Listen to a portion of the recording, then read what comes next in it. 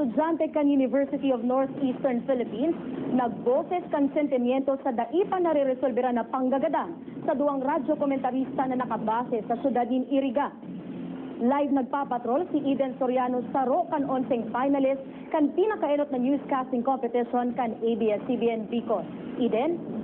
Miles, hustisya paman giraray hastangun yan ang hagad kan pamilya kan duwang radio broadcaster na nakabase sa syudad ng Iriga. Pinagbabadil gadan ninda ipa nabibistong mga gibo kan nakaaging mga taon. Sinda Mike Belen, ginadan taon 2010, mantang si Romeo Olea kan nakaagisa ng taon, parehong komentarista kan DWEB.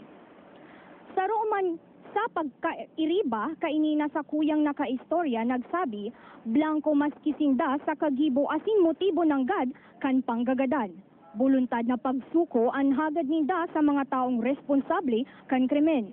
Mientras tanto, sa University of Northeastern Philippines, manlain-lain ang opinyon sa daipa na re-resolberang mga pangyayaring ini.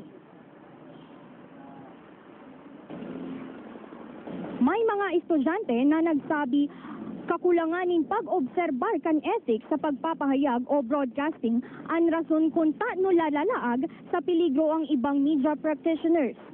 Sabi man ni Ricardo Gamurot, Dean kan College of Arts and Sciences kan UNEP, nada dapat na balanse asin patas ang pagbabareta o pagkukomentaryo urog na sa mga sensitibong isyu kan sosyudad. Makakatabang daa kung ikukumpirmar muna kung guraano katotoo ang sarong isyu o impormasyon antes iniiere.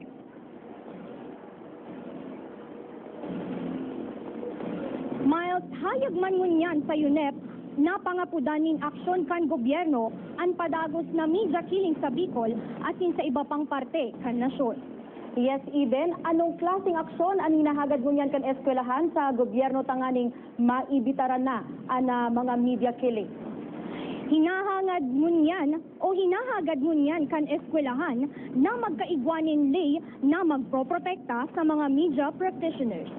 Salamat, Eden Soriano, School Patroller kan University of Northeastern Philippines.